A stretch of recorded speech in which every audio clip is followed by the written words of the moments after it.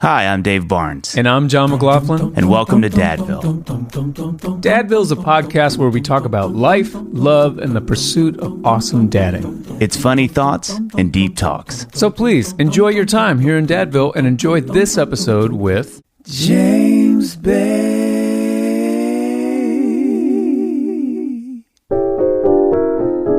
Johnny.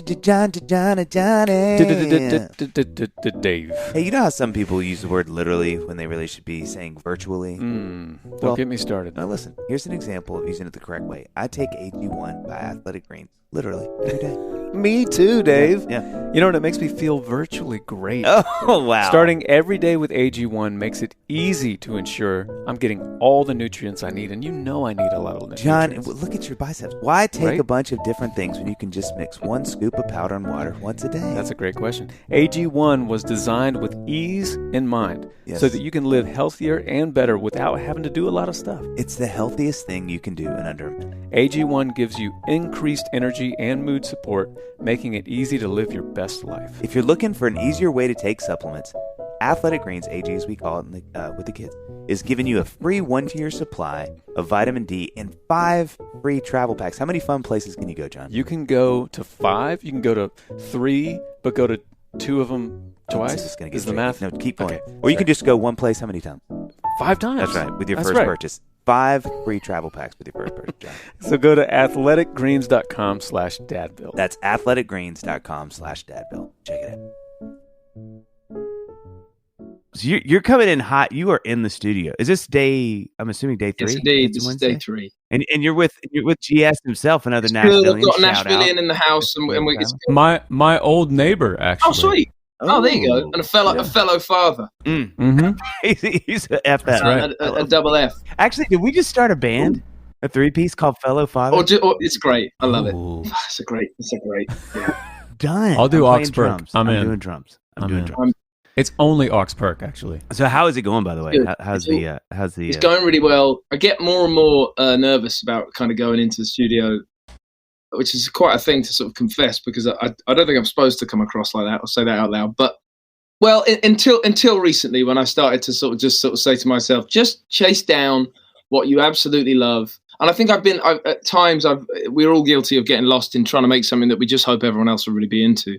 And that's a silly way to go. That's one of my most naive sort of traits. And so actually to be really present about my sort of answer, I've been shaking that off and I've been having a great time. Oh, that's good. Good. That's amazing. You know, my new North Star when it comes to like creating stuff is I kind of want to, I'm like, just write a song that your friends, like your musician friends would Right. love. Like when they listen to it, they'll be like, oh, that's Right. cool, dude. And that if there's any sort of outside North Star, that's my North Star. Because you can't write to like, well, Yeah. what do I think my fans will like? Actually, that. that's perfect. And on that same sort of point, this is the first time I've had my band that I play with live in the studio. Oh, wow. Which is so much fun to do. And they are ultimately, I mean, they're completely my friends because we live together so much of the year on tour. I mean, you know, Yeah. especially Tom on bass, I've known him since I was 3. So these are my tight buds. And I think that moment when you smile together in the studio, which is literally 3 days old to me, this feeling, because something happened that was cool or someone did something or everyone locked in, like exactly what you're saying, John, basically, like that feeling. It's and I feel like, yeah, I'm doing it for my friends. Okay, cool. And then anything that happens outside of that is icing on the cake, because it's like the song has already given you all that you need. From 100%. it, you know, God, listen to how wise you just sounded, John. That was like a 100%. sage advice. Yeah, that's great. that's all I've got for the whole interview. I'm out for the Guys, rest of it. we're flying right now, and we got to slow it down because we got to do Bring a it formal back. intro here because everybody, they're engaged, they're fascinated, but we haven't even Please. formally introduced James Bay, who is our guest today, who is officially one of my favorite people on the planet, and I mean that. And John's heard me say that, and I mean that. That is true. Dave has raved about I've you. raved. I will To the always point rave. where it's almost like become a thing with me and you, James. I'm sorry, like I already John. have a beef with you There's a beat. John, because John is a fellow father in this band. our band is already starting in a we're fight. having our We are- first date with Matt. Rumors is on the way. We're going to be successful because there's already tension. Rumors is on the way. We're going to make some great art, guys. Okay, so James, so what we do, we intro with what we call the brag sheet. And this is like just you and your myriad of accomplishments. So buckle up because this James Bay, this is your life. Okay, here we go. First single, Hold Back the River, was certified platinum before his debut album came out. James has toured with Hosea, Taylor Swift, T-Swizz, who just sold a nice little 210,000 tickets this weekend in Nashville, whatever to that. 3 nights at Bridgestone, or I'm sorry, at Nissan Stadium, sold out every night. Rolling Stones, Lumineers, and Ed Sheeran. His debut album, Chaos and the Calm, sold over 2 million copies, which is a lot more than Taylor played for this weekend. Take that, Taylor. He recorded a cover of the Beatles song "Hey Bulldog," which I really, really want to hear that, by the way.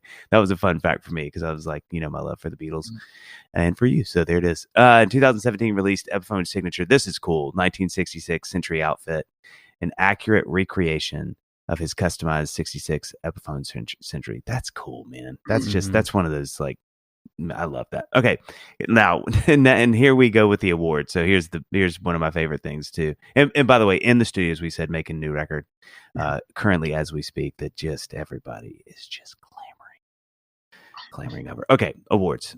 2015 Brit Awards Critics' Choice, 2015 GQ Breakthrough Solo Artist Award, 2015 Q Awards Best New Act, 2016 Brit Award for Best British Male Solo Artist, 2016 Echo Music Prize for Best International Newcomers, 2016, this one's really cool, Ivor Novello Award for Most Form Work for Hold Back the River, 2016 Q Award for Best Solo Artist, 2016 nominated for 3 Grammy Awards, Best New Artist, Best Rock Album, and Best Rock Song. And just is killing the game. I got to see James play a couple times now at the Ryman. What was that, 4 years ago? 3 years ago? I think so. Just pre-pandemic. Yeah, and then at Bridgestone with the Lumineers, gosh, 6 months ago or so. It was good to see you. And then you just played Royal Albert Hall the other day. Come on, man. Would you talk about that for a second? So let me say this quickly. I got to go. We were there in December for Christmas and New Year's. And we got to go to one of the Christmas shows there. And like, I've been in a lot of venues, right? And gorgeous venues. That venue literally took my breath away. It's unreal. It is stunning. It's unreal. People listening should look up, like, Google Royal Albert Hall. Oh my gosh. Yeah. It's one of those places where, like, even just the tiny little pictures on an image search is like, incredible. Wow. It's two things. One I sort of knew from a while back, and one I found out just the other night when we were there. The one I found out when we were there is that it's such a structurally sound thing that they dropped the roof on and never, like, bolted it or nailed it or glued it or whatever. What? It just sits on the top. And that's like, really? We're going, it's a Victorian building, because the other fact that's quite fun, I guess, is that Queen Victoria was so in love with Prince Albert, her hubby, that she built it for him. She just said, I love you and I want you to have this. That's the story I know. I mean, I'm going out international on an international podcast. So fingers crossed it's true. But that is what I was told even at school. So and I've been actually going to that. I grew up about an hour and a half from London. So there have been a really sort of there's been a lot of occasions in my kind of early years and in my teens when we'd get to go to the Royal Albert Hall to see all kinds of different things. There was a whole Cirque du Soleil goes and does an amazing sort of run every other year there. They do these nights where various orchestras come and sit and play, but they'll show Jaws or they'll show Harry Potter, and the orchestra right. So cool. So that's why I got to see Clapton there with my dad. My dad in 1969 was at the Royal Albert Hall when Cream did their final concert. Oh my God! There was something sort of full circle about that was wild. And I remember actually that the highest seats and I think the cheapest seats in the house are referred to as the gods. They're in the very top. You stand. You don't even sit. It's just there's an area around the top that you can stand at. It's the cheapest ticket. And when I was a student, I went to see Feist there.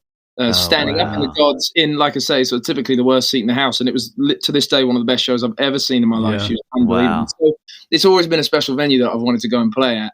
And this time that I got to go and play it the other night, my own headline show, it was a lot of my sort of closest friends and I think most of my family were there, which made it 1,000 times more terrifying. My wife, right.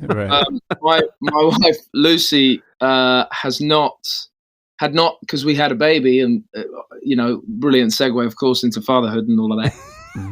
But because we had a baby in kind of in the pandemic, really, 2021, still pandemic times, she hadn't seen me play live since 2019. So this is the first time she'd seen me live. What? In 4 years. Holy so cow. It was kind of a huge night on all kind of levels. It was our first successful babysitter night. We had a great time. So how do you do in those moments when it's like, this is a big moment, this is like the venue's special, everybody's there, this is like, how do you do in those moments? Are you like, yeah, I'm gonna get out there and freaking rock this, or is it? I typically am very excited about those kind of moments. This not to say there isn't nerves. There's an amount of nerves that I kind of embrace, and it's healthy, and I'm into it. Yeah. But it's mainly excitement. All of that said, on this night, it was a very new thing for me to carry all of that to the stage, and the feeling of, I really hope Ada's sleeping sound at home, and she's she hasn't woken up and the babysitter's chill, because she's an incredible sleeper. Shout out to Ada. I'm sure she'll be listening in 18 months. But yeah, which is kind of good. It kind of like keeps the moment that you're in sort of in check a little bit. 100%. Yeah, it really did. It was actually, you're absolutely right. It really sort of brought me down to earth, because it kind of, I had to keep saying to myself, yeah, but focus on the job. You got to go to work tonight, and it's a really exciting one. So it was, it was a new angle on something I've experienced a lot before. It was new because we've never had a baby at home in that sort of situation before. And it was also new because it was my first time headlining the Royal Albert Hall. It was wild. You know what's always really fun for me on those nights too, when you play your hometown now, living in London, is it's I don't know how to explain it. It's like I always just feel a little like elevated, like because you drive back home or what, and you're like, I literally just played like a few miles away in this in this venue that's legendary, and here I am sleeping just a few miles away in the same city. That's like, those are the moments in my career, like, the Ryman here playing there, I just go to bed and I'm like, this is just cool. It's just really cool. Like, I'm thankful for my life. Completely. That reality. And my big kick, getting to do this for the time that I've been able to do this now, touring and playing shows and being able to travel. The big kick I really got out of it was getting away from home and being in Tempe, Arizona, and someone in a quiet moment in the middle of the crowd, like there's like 3,000 people, and this girl shouts, I drove 8 hours to see you. And my mind was blown. But actually, Dave, like, that's become a thing more recently, especially with a family and being even more maybe of like a home bird in so many ways. And as a kid, I didn't like leaving my little hometown. So music really inspired me to kind of get out and even have a desire to travel, let alone have the sort of fortunate opportunity to be able to go and do it. And I've gone a little bit full circle, and I love to be local now, as well as adventure and explore and sort of travel. But like you're saying, like, when any venue is like kind of on your doorstep, it's such a strange reality to live. Exactly. And especially that one. I mean, again, like, when we went there, I was so smitten by it that I got online, actually, because the big thing a lot of people do, which I came to find out, is you like eat there and then you walk in. So they have all these restaurants. It's genius. They have restaurants that sort of inside of the venue that sort of circle the venue. Yeah. And you eat and then you go in and watch the show. And I got on Wikipedia while we're eating, and I already had goosebumps. But then, like, the people that have played, and it's the who's who of international sort of stars, and you think about, it's incredible. It really has always been that, and it's obviously the whole royal angle is definitely fun. Yes. Historically, me and Lucy got to see. We'll surely move on from the Royal Albert Hall, much as we love it. But like, last thing, we got to see one of the James Bond. This was such a British moment. We got to see a James Bond premiere there, Wow, like, wow. Prince William and Kate were there, and like there's a whole red carpet situation. That's amazing. It was wild. It was absolutely wild, and all the cast were there, and it was like just this massive night. Any that's cool. in that place is crazy. You know what? Actually, it's a small side note. 10 days before I did my show, I was really fortunate to be invited to go and play a charity night there, where I had to do like 4 songs, 20 minutes, solo acoustic, which was completely terrifying on the one hand. Yeah. But it gave me a little dry run before my own show. Yeah. And even on like a charity night with a host of different artists can be looked at in various different ways. Is it going to sell out is the most important thing, because they're trying to, make money for a good cause. And it was packed, and it was this incredible occasion all the same, because it's the Royal Albert Hall. Who isn't going to go? That was the energy, and it was right. It was unbelievable. Yeah, that's amazing. Okay, so back in the day, what was the town that you grew up in? What was it called? It's a tiny little town called Hitchin. Hitchin. Yeah. Okay. So in Hitchin, what was the upbringing like? What was the house like? What was the relationship with your parents like, and all that?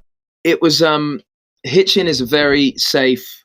My experience of Hitchin growing up as a kid was a very safe, kind of slow, like working class to middle class town. Essentially, it's like on what's called the commuter belt, which is a sort of ring of towns around London. They're like the first towns outside of London. Oh, they're kind of the second towns. They're a bit further out.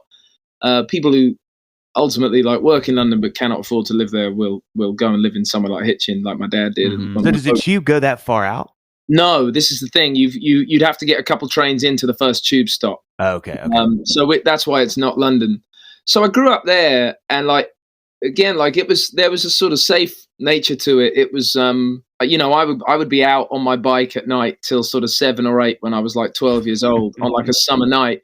And there was no cell phone. I was that last generation before cell phones was everywhere. And my mum didn't know where I was, and I was just rolling around as the sun was going down. It was a really I have vivid, beautiful memories of, you could sort of ride a few streets away, and there was like fields and sort of kind of farmland. It was pretty chill. This sounds like it's like, I'm from Indiana. This sounds like the Indiana of the UK. Well, it sounds exactly like my upbringing. Just absolutely minute in comparison. But it was, there was one venue, there was a bunch of pubs and bars, and there was people's living rooms, and those were the like gig opportunities. Wow. Which was fun. And my experience, like as a little kid, my dad worked in London. I hated going into London. I didn't like the busy rush of it all. I was just like a slow pace kind of guy. Wow. So your dad was commuting back and forth to London every single day? Yeah. That was. How long is that commute for him? He was something called a wine merchant, which is like a fancy name for a guy who sells booze. No disrespect. That's right. That's right. I remember reading this. Your dad was a wine merchant, and then what did your mom do? My mum did a couple different things. When we were in school, she was working in like clothes shops in like retail, but before that, she was a fashion illustrator essentially. Yeah. Oh wow. She worked at a time doing that where it was before. Nowadays, magazines are all photos. I mean, nowadays we have the internet and we barely have magazines. But back in the day, when a magazine wanted to like present next season's style, they didn't necessarily have photos of it, so they would use people who would draw them. And my mum would draw that kind of stuff. Oh wow. And it would go in the back of a magazine in the late pages in a kind of like, this is what's coming sort of thing. So she would draw that kind of. So she's artistic in her own way. They both love music, and they both had like younger years in London. And then when they started to sort of have a family, they moved out. And my dad, because he was, so his commute was in the car, and it was easily like, at the worst, it would be like hour and a half to 2 hours in, hour and a half to 2 hours out. Oh my gosh. Which in our tiny little country where you can sort of get everywhere pretty quick, that was a lot of waiting around. And equally, he's of a generation where he could drive around London, doesn't need a map, knows exactly where he's going. He's the guy. But anyway, so that's where are they each from? My dad is from near to Hitchin. He's like, and he's from the county is called Hertfordshire. Yeah, so he's from around there. And my mum is like from nearer Manchester, but she was like 19 when she moved down to London. She's never really been back. She's essentially from up north. I'm just picturing you guys like around the dinner table, and your mom has like some sketches because she's got an idea for a little like scarf, and then your dad's holding like a bottle of wine, and you're all speaking British, and it's just. I take back what I said about Indiana. It's nothing like Indiana. It's a regal version of Indiana. Yeah, there's a lot of corks rolling around. There's bottles of Exactly. That was their thing, and it was a really chill experience as a kid, and I remember that part of it really like fondly. But like as I fell in love with music more and more, and I'd been in love with music as a little kid, and then I picked up a guitar when I was 11, and then the idea of playing in front of people became more exciting and alluring, and eventually I was like, I again, this is a unique little generation that I was, where DVDs were something and they meant something, and VHS of course before that as well, and I had live albums on DVD as well as on CDs and on cassettes. The idea that I wanted to do and be the things that I was watching and hearing was all well and good, but I couldn't do it in this little town. I'd have to leave eventually, and that's sort of what inspired me to find my way out. What was like the one that you remember? Like I remember seeing a VHS tape of Billy Joel. Wow. Like that was like a moment. I was like 4 or 5 years old, and he was wearing a sports jacket, like a blazer, but a T-shirt underneath. And I remember for me, I was like, what? Like, is this Don Johnson or Billy Joel? Straddling two generations right now. And playing the piano. Your mom would have been so proud, James. She'd have been like, look at this fashionista. Yeah, 100%. She would have loved it. Was it like Mick Jagger? Who was the guy that you were like? There was a few different ones. One I remember because it kind of crossed platforms is that my dad had the sort of Woodstock album on like a 4-disc vinyl. Oh wow! And I got the DVD pretty early on. But the big one was the Last Waltz. The Last Waltz with the band and like the Martin Scorsese movie. Like that, I remember we discovered that, me and my brother, he's only a bit older than me. He's 18 months older than me. So we grew up very close as kids. It was easy to have the same circles of friends and stuff and fall in love with the same stuff, music, skateboarding, whatever it may have been. And we were on vacation at my parents' friend's place, like I think it was Spain or something like that. Being sort of typical 13, 14-year-old teenagers, a little bit kind of mopey and uninterested in whatever's going on outside in the sun, everyone's in the pool. There was a bunch of DVDs in this house that my parents' friends owned, and one of them, the box had a Telecaster on the front. It said the words "The Last Waltz," and they were in sort of fancy writing, didn't really know what that meant, but there was a Telecaster on the front. I was guitar obsessed, flipped it over. There's Neil Young, Joni Mitchell, Eric Clapton, these guys that I'd started to find out about through my dad's record collection. And I put it on, and that was it. We watched it, and it was every single thing to us. It was just the best. And to this day, it wasn't long after that I met Lucy, who's now my wife. She was a good friend of ours as kids. We're all from the same town, but to this day, we can recite The Last Waltz word for word and note for note. Wow. It was the big inspiration. There's loads of Stone stuff when you say Mick Jagger and all that stuff. Yeah. There's so many, because my dad, you know, he was in London as a sort of late teens, early 20s guy when all those bands were like, you could see them either for free or like for a couple of quid, like when they were in their earliest iterations. And as they became massive, he was in London. He's about the same age as those guys. He's a little bit younger. So he had all of that. He was there for that. Yeah. Like I say, like the Beatles and everything. Yeah. He saw, I remember there's a famous, there's two famous Rolling Stones live. There's like, they're in Hyde Park. It's just a famous 60s sort of show of theirs. And then there's one at Nebworth where I can't remember which one of those shows. Brian Jones had died, and it's a famous one because they let out a load of white butterflies, and Mick is wearing all white, and my dad was in the audience at that, at that show. So he's seen some cool stuff. John, sorry, I ran over here to ask you a question. Well, go ahead. I had to know this immediately. Do you like cashews, gummy bears, or olives? Oh, mixed together? Yeah. No, probably not. No. But individually? Yeah. Yes, I love all of them. Okay. What about popcorn, saltwater taffy, or trail mix? Sesame sticks, dried fruit, or chocolate-covered espresso bean? Whoa, no, I call them beans because I've already eaten them, but they're beans in the present tense. Okay, I feel like you're just toying with me because I literally love all these things that you're mentioning. Well, John, did you know you can get all those things, all of them, in one place? No. I'm going to tell you where.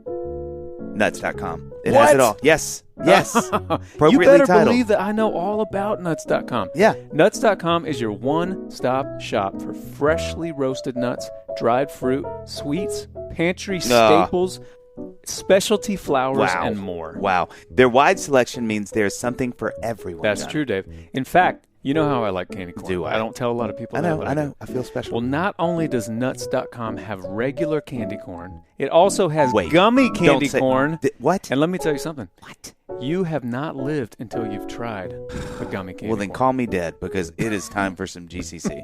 That's so good, John. And it's not even Halloween. Yeah. We don't deserve this kind of love. I know. Right now, Nuts.com is offering new customers a free gift with purchase and free shipping on orders of $29 or more at nuts.com/Dadville. That's nuts. So go check out all the delicious options at nuts.com/Dadville. You'll receive a free gift and free shipping Yep. when you spend more than $29.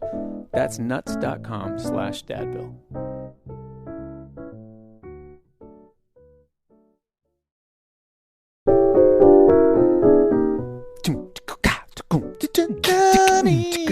Dave. Jenna. You know, that was great. I like the end. You know, I'm not too sure what my kids are going to get me for Father's Day. Yep. But I'll tell you what. Yeah. I know what I get them every single day of the Say year. it, John. Children's vitamins that aren't filled with sugar, There it is. chemicals, and other gummy junk. Which gummy It's like junk a was gift my to them funk every band day. in high school. I don't know if you ever saw us. John, you must be talking about Haya. I am. And I couldn't agree more. Yeah. My kids love them, and they love the stickers they got with the first order to decorate the bottle. Oh, yeah. They'll I do it. loved it, too. Yeah. Dave, did you know that Haya was formulated with the help of nutritional experts? Ooh. And is pediatrician approved? Watch out. Yep. It's a superpowered chewable vitamin that tastes great, even for picky eaters, and is made with 0 sugar. I'll say it again. 0 sugar. Thank you for that. Haya fills in the most common gaps in modern children's diets to provide the full body nourishment our kids need with the yummy taste they love. It's non-GMO, vegan, and allergy-free, containing no dairy, gelatin, or nuts. Get them out of here. Haya is designed for kids of all ages and sent straight to your door. And- hey, that What? means they don't throw it in the yard. No. They won't leave it in a neighbor's mailbox. Nope. And then they just flat out won't deliver it. They're Right. going to do it. Yeah, they're they're going going to deliver it straight. You probably won't even have to leave your house. Your feet are in your house. Grab Your it. hands just go right outside. bring it in. Bring it in. And best of all, we've worked out a special deal with Haya for the best-selling children's vitamin. Receive 50% off, 50% off your first order. Dave, how do I claim this deal? Let me tell you, to claim this deal, you must go to hayahealth.com/Dadville. This deal is not available on their regular website. That's right. Go to HIYAHEALTH.com/Dadville and get your kids the full body nourishment they need to grow into healthy adults. So it sounds like your dad's like a major music guy. Like when you were starting to play, was there any? I mean, obviously it was an organic just love that you had for music. Mm. Were you aware that there's some kind of connection with like, Dad loves music, I'm starting to do music? Yeah. You know what I mean? Definitely, and I'll say that for both my parents, to be honest. As far as like they don't play instruments, they don't sing, they don't perform, but their love for music is a performance in itself. It was always in a way, it was always on in the house. The radio was always playing. Wow. My mum particularly would turn up the things that she loved, and that's a real nuance what I'm saying there, but it's important as a kid. It says like this is important. Yeah, when you watch someone like do that. Also, my mum, like, you know, always a music lover all her life. I remember her telling me that the Manchester Apollo, which is like a 3,000 cat room that I've actually played in a few years ago, she went there as a teenager to see like a 60s package tour. And she was telling me, I said, who did you see? Because she was describing I'd learned by this time as a sort of an 18-year-old, I'd learned about and watched movies about these package tours that like Stax might have done or whoever, Motown. Yeah. And I said, who did you see? She couldn't remember who the package tour was like by. But the same bill in the Manchester Apollo in probably 1968 or 9, Ray Charles, Ella Fitzgerald, I think either Count Basie or Duke Ellington. Good Wow. night. All on the same night. And I met a guy who saw that tour. He saw him in Leeds. And he just sort of, he was telling me about it that same time, late 60s. But yeah, my mum loves live shows. As well, so they both so inspired it in us, and they like I say, their love of music was a bit of a performance in itself. Like if something was going on TV, there was some sort of live amateur situation, and someone wasn't giving it, then my parents would kind of shout at the TV and say like, "Go on, mean it! mean it, you know. And it, and if someone was giving it great on a show on TV or on the radio, then they would sort of turn it up and go, listen to that. Isn't that unbelievable? Yeah, right. You said that so beautifully, because I would say I've never heard that said like that, James. Like their love of it was sort of its own performance. Because my dad was the same way. Like he plays a little bit of everything, but just kind of enough to get by. But his love for music for me growing up was really profound. Like the way that he would listen, and we always had music on in the background. He doesn't do anything without having it on. And I think I've never thought of it. That's a really great way to articulate it, because I've never known how to say how important that was. But it was almost like he played himself by how much he loved. Yeah, and showed me how important it was. So somehow, I wanted to ask is being from this small town, your parents are these wonderful, people who love music but aren't in music.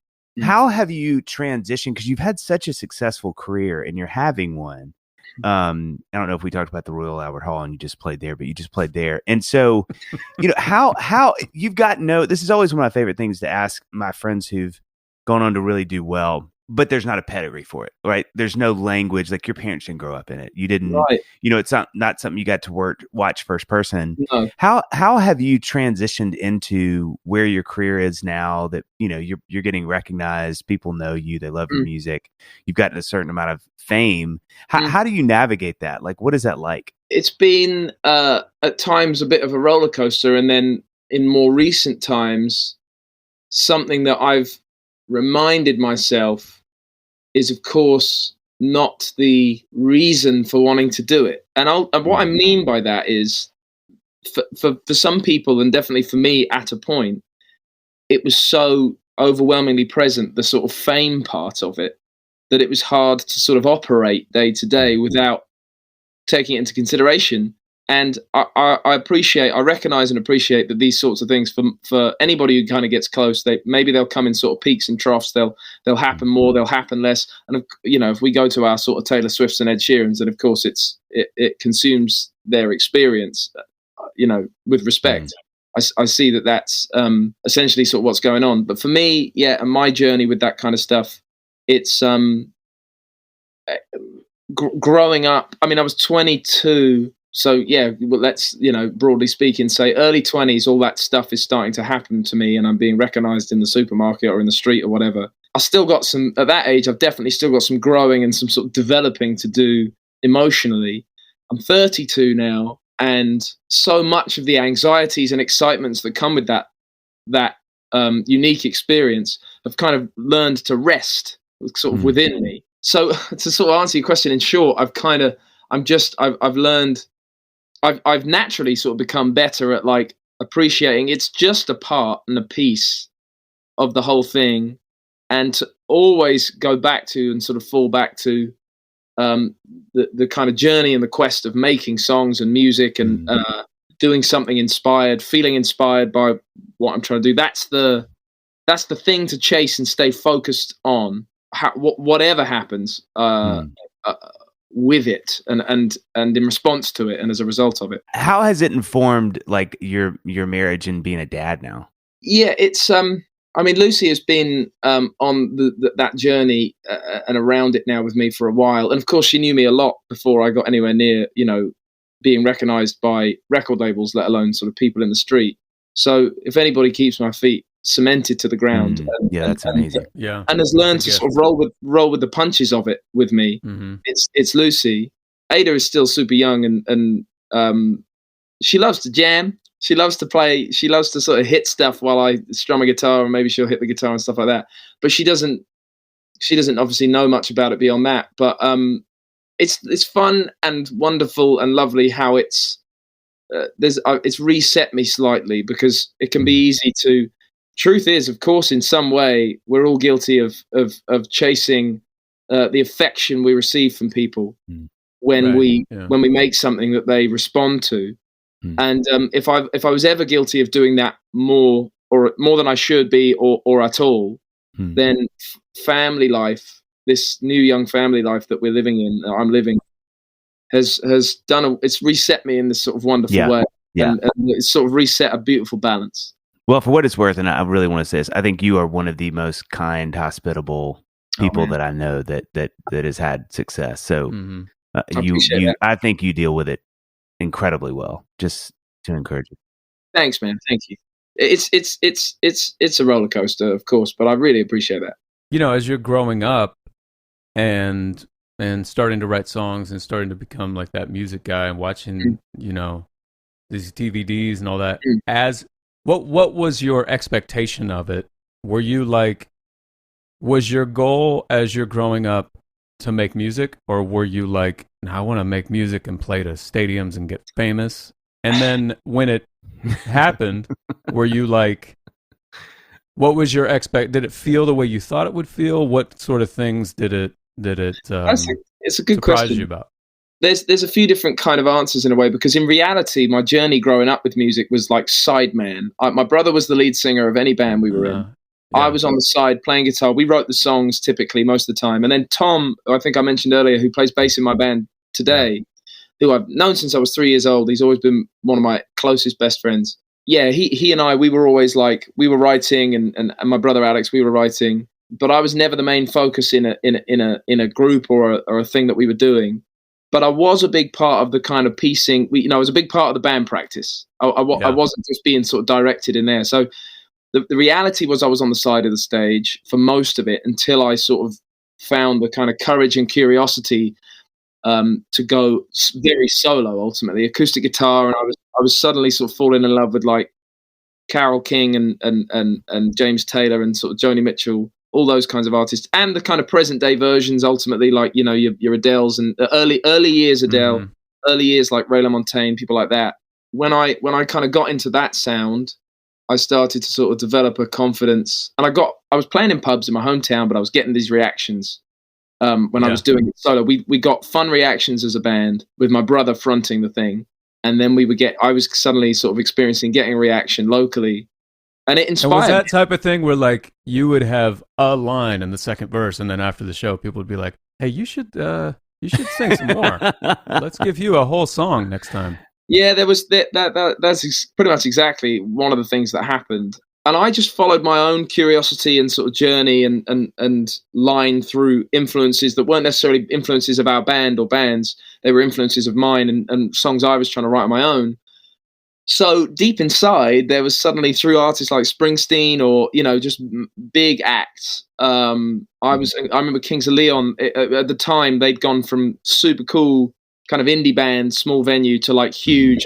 I was very much like at school when everybody heard Sex on Fire and Use Somebody, and it all went enormous for them. Yeah, and like watching those sort of rises. Yeah, I ran off with my wildest dreams suddenly and was like, "Whoa, what if, you know, what could that be like?" And then. So like cut from 18 years old playing in a pub to 24 years old, and we were at Glastonbury on the main stage, and there was 85,000 people singing "Hold Back the River," and it was a lot. It was a lot to stomach. It was a lot. You know. Yeah. It was wild, and but I don't regret any of it. Obviously. I mean, 10 minutes before that, you were the side guy who like, well, I just kind of run the rehearsals, right? You know. Right.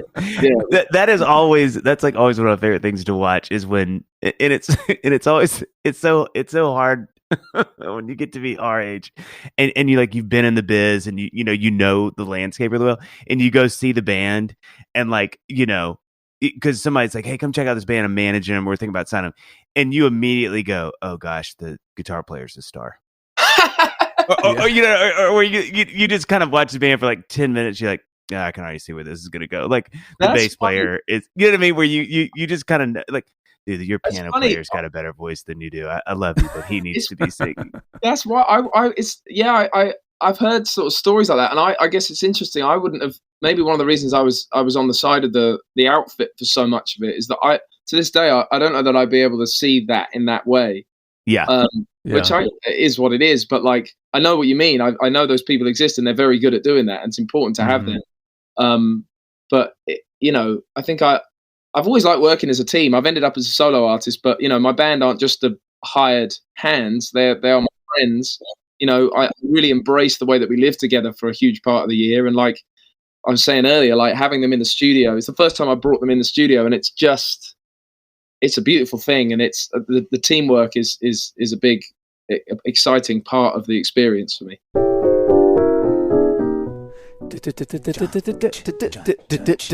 Dave. Nice. Wow. Yeah. Hey, Dave, question for you. Okay. Would you believe if I told you that I am a parent of small children who actually wakes up refreshed every morning, ready to attack the day and fulfill my duty as a songbird to the masses? I would, but only if you told me that you use the hatch rest, my friend. Mm-hmm. The hatch rest has been working beautifully for my kids for years. That's right. Yeah. The new and improved second generation hatch rest makes sleep better and more magical for your entire family. Good gracious. The all-in-one hatch rest is a smart sleep device with a sound machine and nightlight that grows with your kids. John, it really is amazing how the hatch rest helps my kids go to sleep. For us, it's been the sound cues feature. Oh, yeah. The time for bed pairing and time to rise signal lets kids know when it's time to wind down at night and then when it's time to get out of bed in the morning. It's amazing. Yeah. Right now, Hatch is offering our listeners up to 15% off your purchase of a Hatch rest and free shipping at hatch.co/dadville. And give. So if you're ready for improved sleep for your kids and yourself, go to hatch.co/dadville to get up to 15% off and free shipping. That's hatch.co/dadville.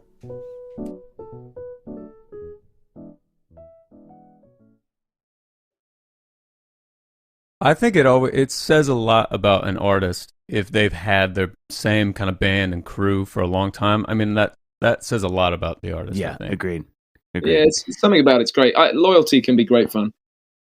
Quote, unquote. Soundbite from Dadville. Okay, so before we talk kid stuff, which we're going to get to in a second. This is John and I. This is our favorite question. We revel in this question with our friends who play music. Okay, so can you give us one of each, if you can? If you can't, this is on the spot. Like best and worst live music moments that you like, not seeing, but that happened to you. Me, brilliant. Yeah. Best live music moment. I suppose the fan in me can't help that. While I'm very proud of all the things I've sort of done with my sort of own shows and all of that, the music fan in me that I'll always be will always jump straight to, like, everything about the day and the build up was unbelievable, but to be announced onto the stage by Mick Jagger with the Rolling Stones and say, like, can we please welcome back to the stage James Bay, and we did Beast of Burden together, and I gave it. I did not know that. You came out there and sang it with them. We did it together, and I gave. And my folks were in the audience for that show, and my brother was there too, and Lucy was there, and like, oh my goodness me, like, you know, that experience, like I say, and again, it was like 80,000 people. It was a stadium show because it's the Stones; they're not doing anything much smaller. So yeah, every nuance of that moment, that 4.5 minutes or whatever, and I just say in the build up to that, and spending time in Mick's dressing room with him, and making the plan, and even rehearsing it on stage with the band beforehand.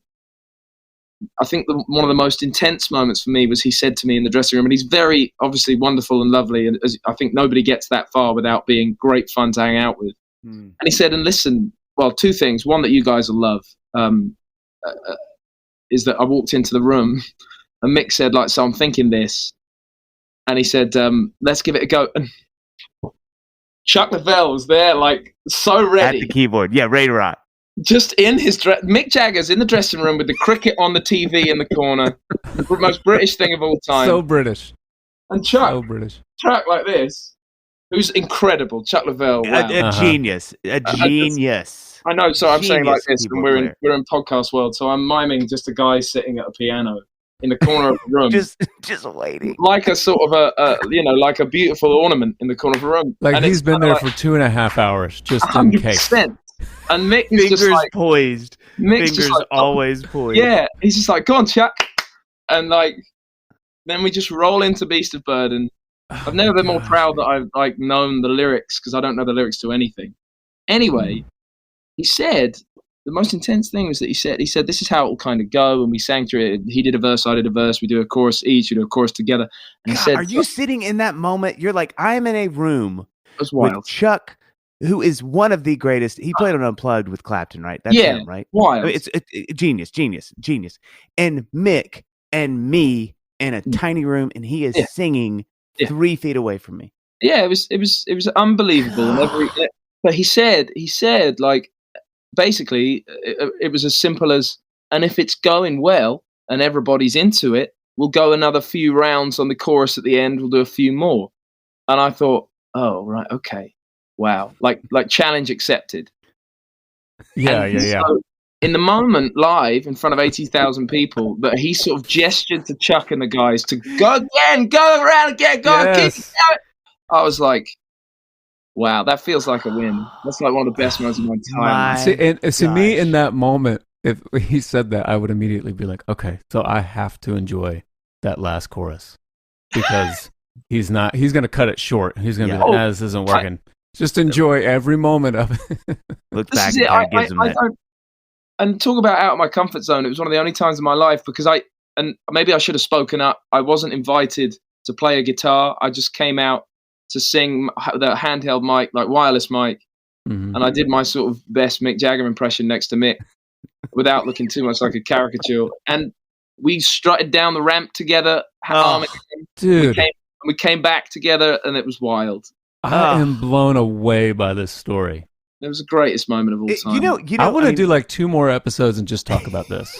I'm down. And we don't even have to say anything new. We can just say the same things we've already said. Story for 3 hours straight. But one of the things that I think so much that you just you have to talk about in that moment is, you know, though when you're at that level of success and you share a stage, I don't know that there's anything more powerful in our industry than when somebody at that level. Yeah. Who they can do whatever they want. They're the Stones. He goes, it'd be cool to have James come back out and sing the song with us. I'm like, dude, forget about it, man. That is just such a beautiful thing. You know, that they're not like, hey, it's good to meet you. Thanks for opening. But like once our show no eye gets going, contact. yeah, it's like our show. So like get off side stage. You know, I mean, come on. Yeah, it was unreal. And all the guys, by the way, you know, Mick, Keith, Ronnie, and rest in peace, Charlie. Even Charlie, you know, who's notoriously kind of quiet, but not at all. He's the warmest guy in the house. Like he was fantastic, and they all were. And Chuck, by the way, and Daryl Jones on bass. Like I met those guys too, and they were just so wonderful. So that really sort of peaks things in many respects, and that's one half of an answer to one half. I can't wait for the other. I guess the other one, all kinds of different sort of disasters that maybe people don't know, but they flash through my mind, and one comes to mind. By the way, I think our first record, by the way, of Fellow Fathers is going to be called All Kind of Disasters. That's the name of the album. Now we're talking. I remember it might have even been in that Manchester Apollo I was talking about earlier, but it was a real sort of peak album one moment touring wise, where like tickets were kind of selling like very fast, and it was all super exciting, and we were doing 2 nights in a venue or 3 nights in a venue. We had to put more on and all that stuff. It was really cool. And me being me, it's all fun recognizing the songs that people are coming for. It was often Let It Go and Hold Back the River, and it was as they reacted to other songs from the album more in the show. Like that was very exciting. And I wouldn't say I got in over my head, but like one of my great sort of excitements is to build fancy segues and intros and outros. I love where this is going. Who doesn't love where this is going. Who doesn't love it? Let It Go is obviously a pretty chill experience. And we had a fun intro where I played a few sort of moody licks.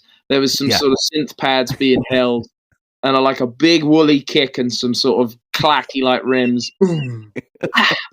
Woolly click and clacky rims. I get that kind of thing. Loads of reverb everywhere. And Tom, an absolute legend on bass, we've grown up together, had this super cool like bass part that like boom, boom, boom, boom, boom, boom. It leapt. It did like a double octave leap, and he used a really fancy pedal for it. And we were deep into touring. We were 18 months into touring that album. Oh, at least I was playing with different keys for that song because it can be a bit of a reach in the chorus. These days, I actually managed to do it in the original key, but as I usually have. But we were dropping it now and again. And his fancy pedal that made him leap up and down different octave registers was set. But we had not communicated the fact that on this night, after 7 nights, say, of doing it in that key, I needed to bring it down. My pipes were a little bit sore. Yeah. So like the pad's going. I've played a couple licks in this key, 2, 3, and he's so far out. Bless him. He's so far out. Instead of whoop, whoop, whoop, whoop, whoop, he's like, whoop, whoop, whoop, whoop. It's not, and I'm not, to this day, I'm not pointing a finger. I think it was my responsibility to communicate the key we're going to play it in. Sure. But it was just one of those moments that was, to the naked eye, I'm describing to you a little bit of a kind of a sort of a messed up in a show. But it was, we brought the audience in and down the hushed tones and pin drop atmosphere. And it was just that perfect moment. Yeah. You know, the worst of those moments too is it's also like the pedal has a delay that lasts for like 6 days. Exactly. So you can't just stop. Like, it's like, do you just make, That said, that you can't just stop. But my everybody, like meerkats, like looks up, spinning heads on, and we're like, what, who, how? And I didn't know, in the moment, what on earth do you do? And I said, well, stop, everybody, stop. And everybody on my stage, my crew and everyone's like, what on earth is he going to say? What is his like mood as he says, stop, everybody stop the music. Uh-huh. And just to sort of, I'm not looking for any kind of like, but saving the moment, the best thing I could think to do, and I was so off the cuff, is I said, stop. And he managed to mute his bass sound. And he did, ultimate respect to Tom. He knew exactly what had happened and what key he needed to be in. And I said, I took it to the audience. I said, we're trying to do all these fancy intros and be snazzy up here. You're not interested in any of that, are you? And they went, no. And I went, you just want to hear the song. Should we just do the song? And I'm like, in this moment, I'm like thinking, my guys have got to be so ready. And the crowd go, woo, yeah. And I'm thinking, if this works for me, it's hopefully because it's one of the songs they came for. I said, all right, let's go. 2, 3, 4. Better. And we went in and the crowd loved it. And I'm not looking for, but my guys were ready. That's what I need. You guys are ready. You guys are See, ready. it's like people you would think that to get up on a stage like that in front of all those people and all that, you got to practice your instrument and you got to be good at your instrument. And you do. But the things that save you in those moments, like that's all the hours of being up in front of people and like making mistakes. And like a lot of times to play a song well, you got to know how to make a mistake in the middle of the song and recover. Right. It's about recovery. Right. That's exactly right. Big That time, is beautifully said. Like, and everybody who left that show probably told all their friends about that moment and how cool it was. This, you know what, on that, like this became a thing in, it reminds me of one more answer to your question, essentially.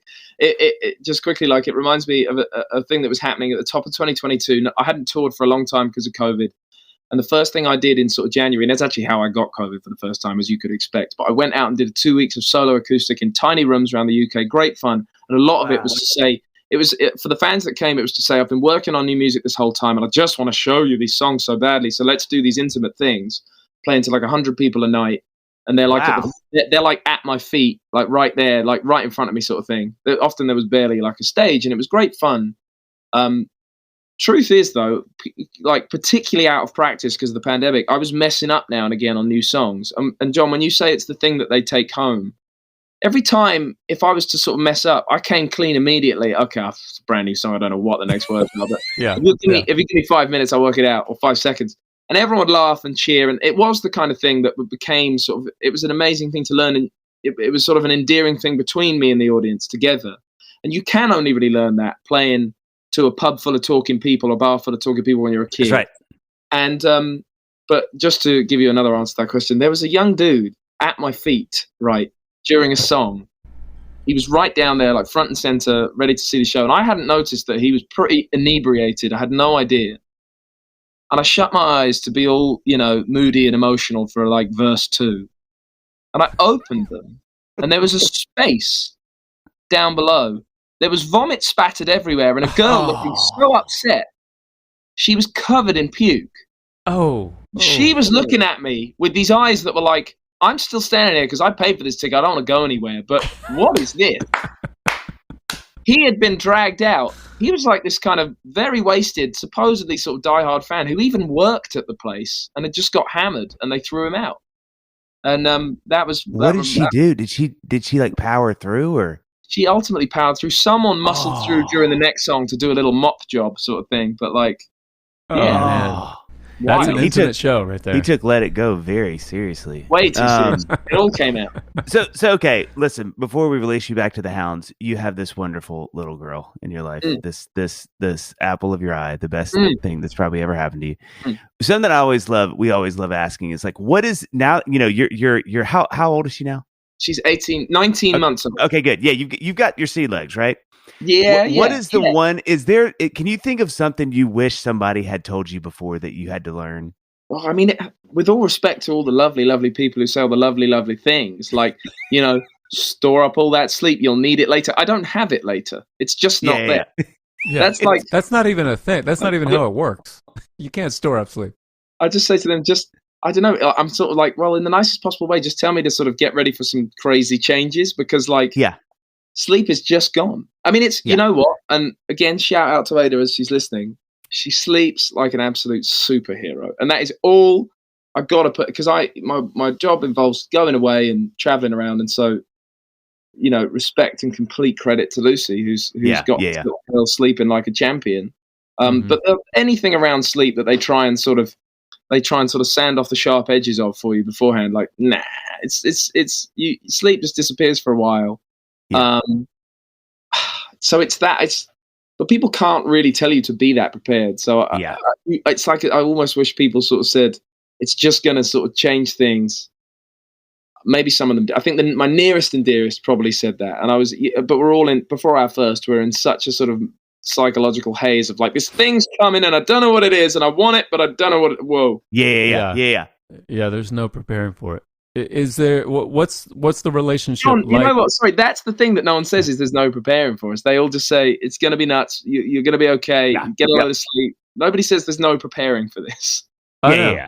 Well, it's because it's such an intense experience, no matter what it is. So if you've experienced it, you feel like you got to say something. But the truth is there's just like, you just put your hands up and you're like, we'll see what happens. What's the relationship like with your daughter, and how does it compare to maybe the expectations you had of it? Well, that's this. One of the realities I've found, and it's beautiful and wild and crazy in all its ways, is that for most of the first year, you're sort of dealing with a sort of small animal. What a great quote! And you're definitely. I mean, this is my experience. You're definitely not. You're not the lead singer in that group. You're you're in the side. You're just kind of helping out, sweeping up. You're dealing with a gnarly little kind of beast that's working out existence of any kind. And it's phenomenal. It's a phenomenal thing to witness as a sort of sentient, like, grown-up. And then around 12 months, something starts to happen and it's stunning. And in this time, most people will probably have experienced that mum is the absolute everything and everything to everything of everything to the new baby, whoever it may be. And Lucy is still that to Ada in so many wonderful and important ways. But of course, I exist in Ada's sort of life and reality. And since, like I say, towards the end of that first year, the ways I'm going to say it like this, it sounds sort of sweet and cliche and mushy, but it's the ways that she looks at me and that she sort of calls for me and that she literally recognizes me and my sort of existence like that. It's in the last 6 or more months that my relationship with her, when you sort of ask that question, it's become this unbelievable thing. That she's saying things. She's not speaking properly, but she's saying all sorts of things, and she's soaking words up like a sort of sponge. And so the relationship develops even more. And negotiations are just on the horizon now. And so I'll sort of, let's check back in a couple of months when negotiations are suddenly in full flow. Because I'll have even more of an answer to your question, but she's a beautiful smiling thing and I guess we were on the very, very end of the pandemic. And in that respect, we're sort of lucky because she was so tiny when lockdowns were still a reality, and they've not been since she's been a bit more sort of awake to the world. And she's full of sort of social tendencies. And, given she's on her own at the moment without siblings, she wants to run up and say hi to all the kids in the playground and be friends, which is so cool to see. And I hope says something about mine and Lucy's relationship and experience being still sort of quite new parents. Yeah. Well said. So I know, listen, you've got to go record more hit songs. So we have two questions we always end this with. And buckle up. They are they're doozies. I'm not gonna lie to you. Okay, first, what is the one thing you want your sweet daughter to know? Wow, that's about as massive as the questions come, really, isn't it?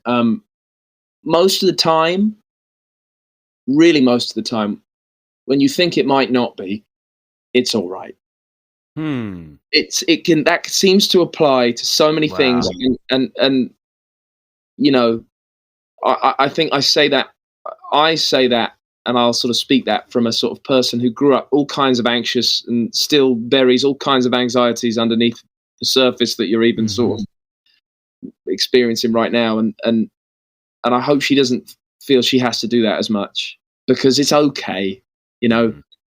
Talking, and maybe I didn't feel like there was enough kind of talking when I was growing up, so I'd say to her, like, I want her to know that, like, talking is the best thing.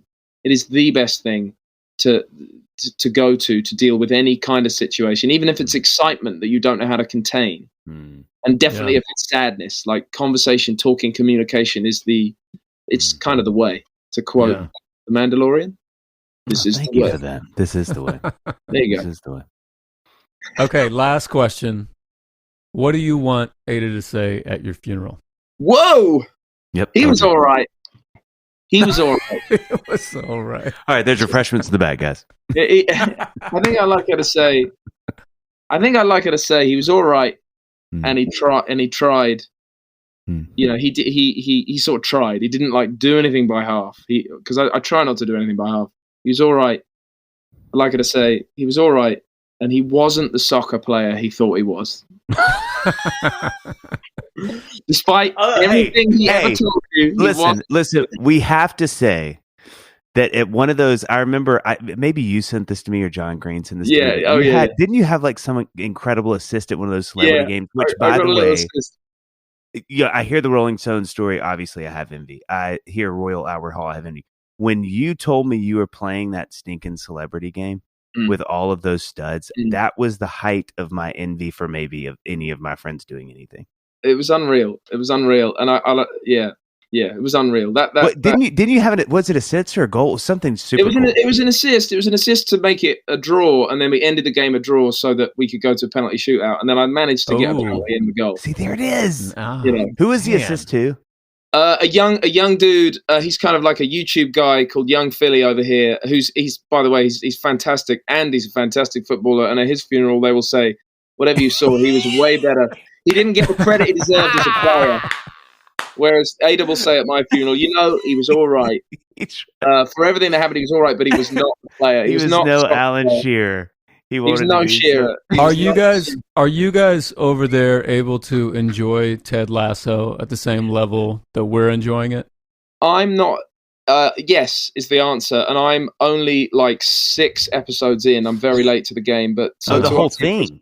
Of the whole thing, yeah, season 1. Yeah. So I'm super early days, but I wonder that because I mean the two of you. I want to say I'm proud of the two of you for not bringing up soccer/football for 58 minutes. We've done well, especially given Dave's team beat my team the other night. But I've got reasons to be okay with it. That me and Dave. But I love Ted Lasso and I love watching soccer as well. But I'm not on the level that you guys are at in terms of like fandom, you know what I mean? But and you live over in the UK, and so as I'm watching Ted Lasso, all the little shots of like when he's walking through, I'm like, if this was a show based in Nashville, Dave and I could watch it and be like, oh, I see what they did there. You know, the people don't know just out of frame is like a dumpster that always smells terrible or whatever, you know. I always wonder like how you guys are viewing it. That is happening. That is happening. Yeah, but the sweetness in the heart at the center of the program of the show is like absolutely. It resonates through us in the same way that it resonates to you guys, and it's quite wonderful. And Jason Sudeikis is obviously wonderful, and all the different guys in it. They're kind of nailing it. You know, they're bringing it to the masses in a wonderful way. I'm down for that. But, you know, as aficionados or fans or fanatics or whatever it may be, none next time Dave's in town, we'll be able to walk to the Arsenal. We'll be able to walk to the Emirates from my house. That's where we've ended up. So that'll be nice. Someday, my prince will come. James, you are a legend. Thank you for your time. This was so great. And huge best wishes on the new record. I hope it's. Thanks. I'm sure it's. Yeah, when are we amazing. going to hear this new music? Well, we're at the very beginning of trying things out, and so it's really boring if I say to you like in the next year, because that's incredibly sort of like broad. But that's where you are. It's kind of the initial sort of entry into the. There'll be initial entry, and maybe we'll share some sneak peeks, the three of us as a fledgling as a fledgling band, fellow fathers. Hey, and before we go, we have to say you're playing here in the fall. Yeah, we do. So the very wonderful, lovely Lumineers invited us back out to open up for them again. We did that, Dave. We last saw each other last year, opening for the Lumineers. But so I'm coming back out for about a month with them around the States, and then I'm playing. It's Franklin. There's Pilgrimage. You're playing there, and then also, which I mean, this is a great way to end the show. Oh, yeah. You're playing with Spring. You're playing with the boss. I mean, James. This is up there for biggest moments of my life. So not only did we get offered to sort of open for Springsteen, but we're third from the top. So it's kind of a cool sort of like, what a year. We're within distance. It's a wild year. We're within distance. You can see him. You can see his silhouette. Might catch a cologne as he goes by. Sure. Maybe. Or maybe he'll still be on the stage from when he sound checks. Oh, dude. If you get to do a song with him, we will. Forget about it. I hope y'all do Beast of Burden, actually. That'd be just let him know. What if you asked him? You're like, hey, do you know Beast of Burden? I kind of crushed that with the guys, and I feel like we can do it great. Hey, thank you so much for being on. Thank you. Much Thank you, guys. It's been a joy. What a dream.